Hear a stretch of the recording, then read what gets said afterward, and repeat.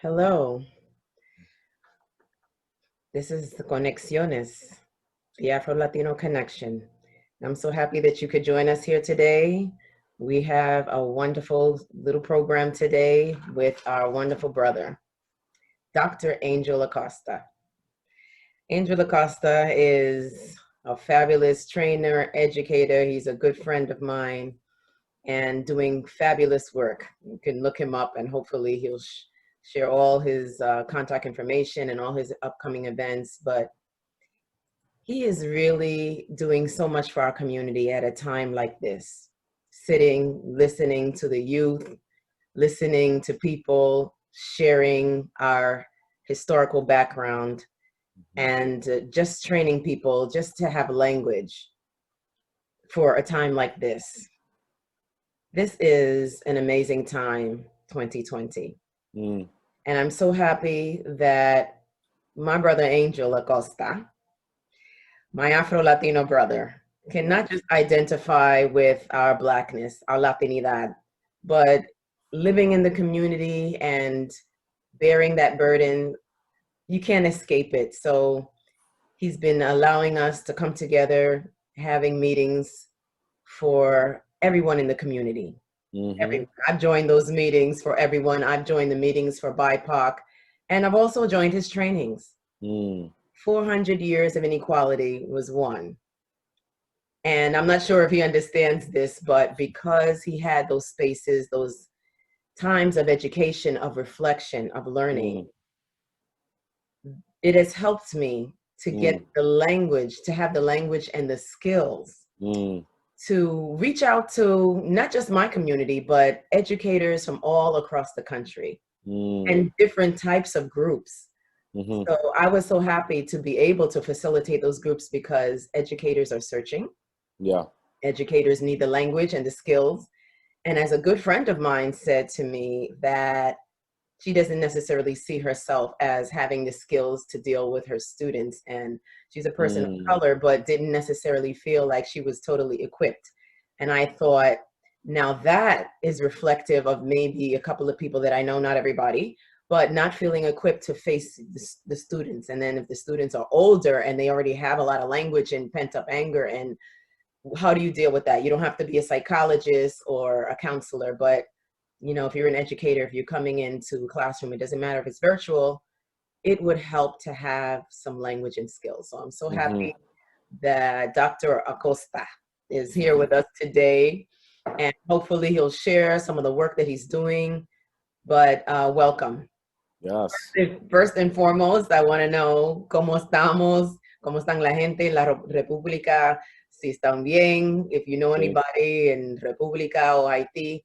You know, por allá. I hope they're all doing well. I hope you están bien. Sí, todo el mundo está bien allá en la República Dominicana, también en Haití. No tengo tantas relaciones allá en Haití, pero sé que en la República hay un presidente nuevo, hay una energía política renovada, hay un sentimiento colectivo que va a haber un cambio. So it's a good time, you know, it's a good time in DR. I mean, of course, the country is being impacted heavily by COVID. And, you know, a lot of our economy is based on tourism. So I know those resorts are hurting right now. But, you know, we're resilient people. And I'm sure people are still celebrating, smoking that hookah in the street. Just kidding. We're doing it here in the Heights. We go hard. But no, it's a pleasure to be here with you, sister. And I'm so proud of you, you know, and I'm just honored that I have been able to support you with your education, and it works both ways, you know. So curriculum and teaching and so many other things. You're really a doctor. I just talked to somebody last night that was like, he holds these spaces that has been really healing for me. And I was like, wow. So, you know, the word gets around and people appreciate what you're doing. You've been doing this like a while. Yes. So thank you. Thank you. You've just done this throughout your whole training, education, not just that you were teaching, you were just, you continue to allow people to hold space. So recently you sat down with young men. Yes. And I had a Wow. little bit of a trigger when I read the Sports Illustrated article about a young man who was he was working. He was Yeah. working and someone attacked him. He's face down on the ground and he's not just traumatized, he just kept wondering, why did this person attack me? Yeah. By the time the police came and told him to get up, like it was okay, that gunman from across the street was a neighbor in the neighborhood that didn't want the Black young man doing Yeah. his work in business. He was at work doing his roofing business, and Sports Illustrated, I think, is the August issue. And that kind of touched me. I'm just like, you can't even go to work as a young man. It's rough. And I know you Yeah. sit down with young men, and I've never heard you say that you were angry, but you said you were angry. Oh yeah. So Yeah. Yeah. I don't know. Like you've done work and training for adults, but what kind of work is it when you're involved with young men? Yeah. Well, want to acknowledge the pain of that brother who experienced that, and also Jacob Blake, who was shot 7 times, and I believe he's recovering right now. Thank you. Um, but black anti-blackness is almost what Ta-Nehisi Coates, American heritage. It's part of our culture. Um, and in terms of the boys, I spent some time speaking to the boys a couple of weeks ago. I sat with two groups of young men, young boys of color, um, and the invitation was broad. It was not just boys, but also young people who identify as boys. Right. So it was an expansive invitation towards trans folk and anybody who needed the support. So these cute little 10 to 14-year-olds pulled up and in one session, and these little these really amazing 15 to 18-year-olds pulled up, and we just spent an hour together, and I just held space for them, letting them know that shit is real out there, but you know we come from a people that have struggled for a long time, and that we need to make sense of the moment and trying to find ways to push through, even though the system continues to put its knee on our neck. Um, and it's just difficult. A lot of them, the boys, I believe in storytelling when it comes to especially children. Storytelling is just this. I remember hearing my mom tell cuentos or my grandma, and I just be like, what? ¿Cómo? Tell me more. So when I work with young people and sometimes with adults, I'll go off on a story, but really when I work with young people, I just tell stories. See myself kind of almost like a griot, like African griot. But I just told them a bunch of stories, which were stories about my own development, some decisions that I made that I struggled with, how I'm thinking about this moment right now. Exactly. And that just opened them up. And they asked some really deep questions around, like, this one young man said, yo, I want to be a comic, and I want to inspire people through my designs, and really make people wrestle with white supremacy and police brutality. And I'm like, yes, brother. But at the same time, I'm like, why do our babies have to spend so much cognitive and emotional energy and trying to teach us how to change? Um, so I encouraged him. I was like, yeah, brother, you keep going.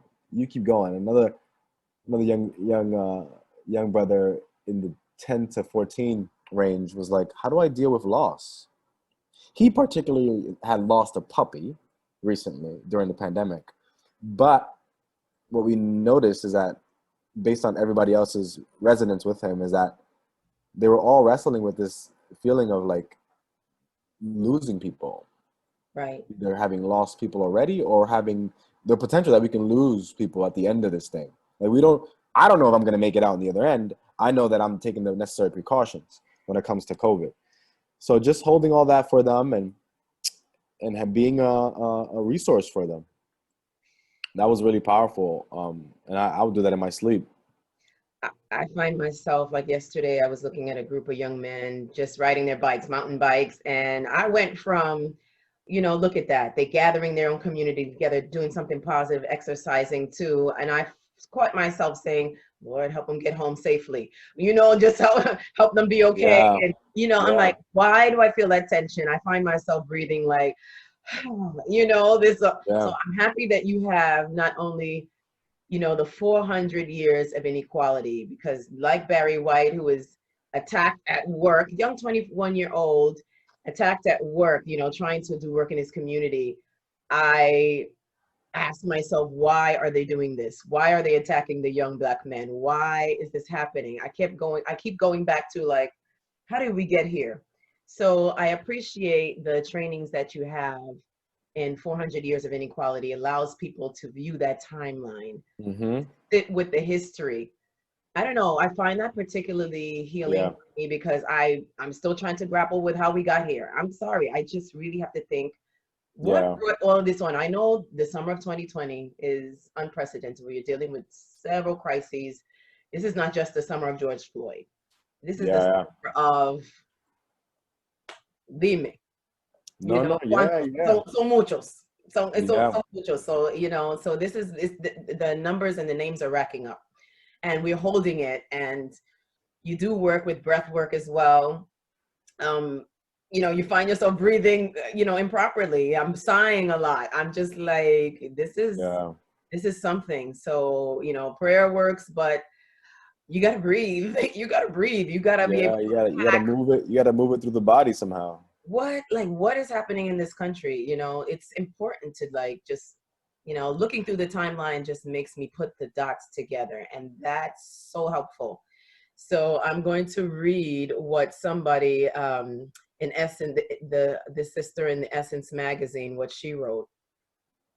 And this is Miss Whitney White. And she said something like, when she was reading books and giving voice to unsung heroes. This is just about the suffrage movement, and on, you know, this monumental centennial that we just had for the suffrage movement. She said when she read Chambers' book, she wept. She said because after she read it, she realized there's so many women, and we don't learn about Black women, we don't learn about Asian women, we don't learn about Latinx women, Native American women. She was like, this is a tragedy to me that I've made it through school, after school, and I don't even know these stories. I hadn't Yeah. seen these images when I was younger. It would have informed me, my self-esteem, my understanding, you know, of myself. You know, the problem with learning only about Susan B. Anthony and some other, you know, other people, is that as a Black woman or a Black person, like, you don't see yourself reflected in that history. So this is Alice Yeah. White in the Essence magazine recent article, and I resonated totally. I'm like, this is it. How do you see yourself? How do you grow up going from school to school, and you don't see yourself reflected in that history? So then when things happen, it's like, you know, where do we fit? Do we belong here? How did we get to a place that people just like, you know, attack and don't think that you're human? Yeah. So Yeah. it's important to understand the history of this country. It's important to see the background. Having it laid out in a timeline is important. So I don't know if you want to talk a little bit about that, and how, just like this young man in the Sports Illustrated article is traumatized and asking himself over and over again. I think he's going to have to unpack that for a while. Yeah. Going to football practices, he's an athlete, trying to go to Yeah. football practices as usual, but his mind is someplace else, and he's just really trying to work through it. So I'm sure he'll Yeah. get through it and be resilient, because he's young and he's an athlete. That moves through his body, you know, when you move. You know, I still you know, teach dance, and I do other things in the community. So yeah, so how do you deal with trauma? How do you deal with that? How do Yeah. you Um, just want to acknowledge the 400 Years of Inequality project based at the New School. The wonderful colleagues there in the committee, and I'm a proud committee member there. And what I've done is take some of the committee's work, the timeline, and just added a little piece to it, where we use the timeline to contemplate and use mindfulness practices to walk through the timeline.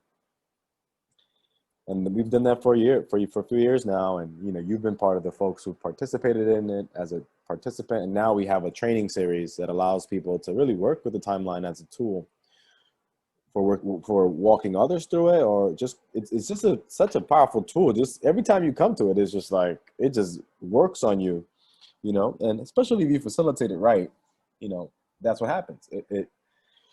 So yes, you know, we're at a point now where we have to deal with collective trauma, and collective trauma meaning of several things. One, the trauma that happens at the collective level, on a symbolic level, right? So, you know, the way that not just Brother George is murdered, but Breonna, Elijah McClain, and then Brother Jacob Blake almost gets murdered. Right. And how that represents this kind of really larger system where Black life is dispensable. So that's a collective kind of trauma that we all see and kind of viscerally respond to. But also collective trauma in terms of how that can live in your family. Even though it's the family unit, it's still a collective. It's still a collective of people coming, you know, that make an assemblage within a specific community. So this idea of processing collective trauma at different levels and then your own individual trauma is absolutely necessary. Absolutely necessary, because if we don't process the trauma, so there's on the one hand, there's the processing of the trauma. On the other hand level, there's the acknowledging of the pain and the history that oftentimes gets glossed over. Right. And then we can't just get stuck in just processing trauma. I mean, as much as I like and to do that, the systems and the structures need to change. Thank you. So, you know, I'm not disillusioned in any way that, you know, we're just going to be fine if we just do healing work. No, I mean, the healing work is just to allow us to give us a sense of clarity towards what we're hurting from, and then actually sharpen our attention towards what exactly needs to change, and then doing that.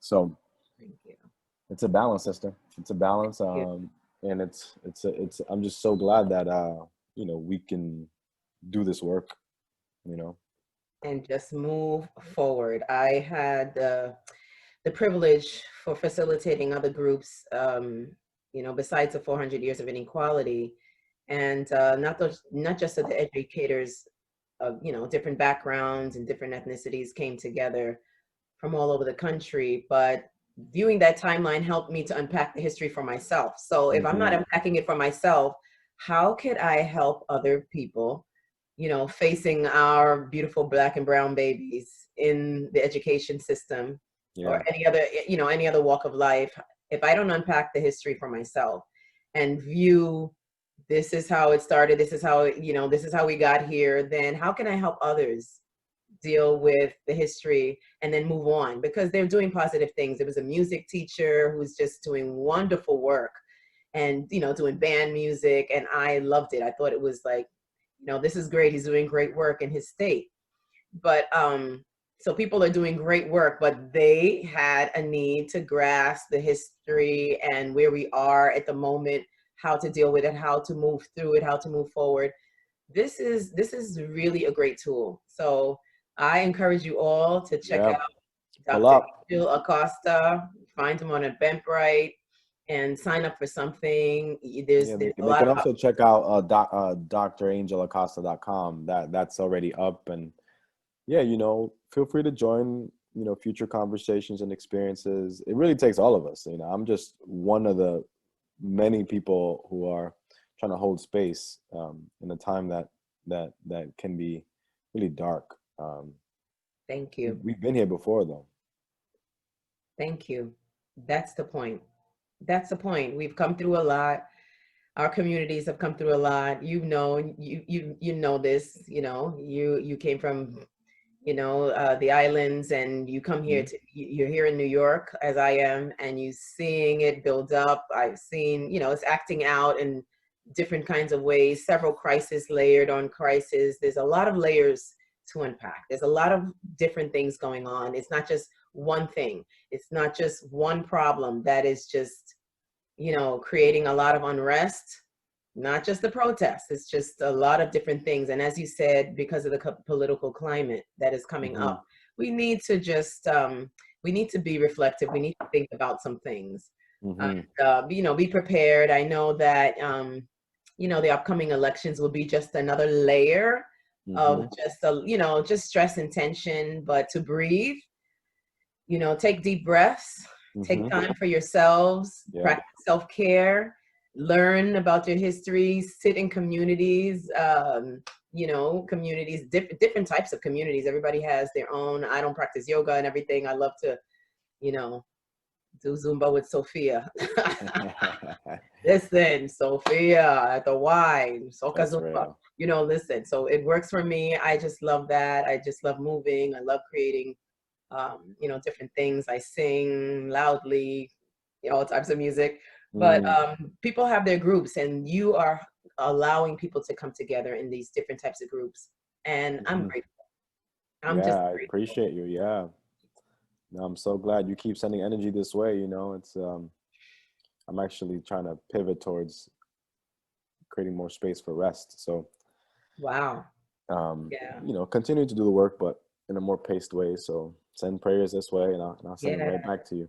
Thank you so much. Thank you for joining us today on Conexiones, the Afro-Latino Connection. We're here today with El Doctor Angel Acosta, and I appreciate him. He's doing a lot of work in the community. Please check him out and join. Just join. You'll understand a lot. You'll be able to unpack a lot. You'll be able to process a lot, and it'll help you, maybe as it has helped me, to get the language and the skills to help other people, different types of people, different types of educators. It doesn't even matter what type of educator they are. People are looking for skills and tools to understand and to help, children. And this is a school year coming up that's hard for a lot of teachers. So if they need the skills, if they need the language, if they need a way to, just break this down so they can realize, okay, we're not in a post-racial society. We're not in a post anything. We're working through this. We are a work in progress. I think we are making progress, but it's hard. It's tough. We're living in a really tough time. So let's make sense of it. Let's come together, and please check out Dr. Angel Acosta. Take care, everybody. For joining us today, and we will come back soon. And I want you to practice self-care and take care. Okay, adios. Take care.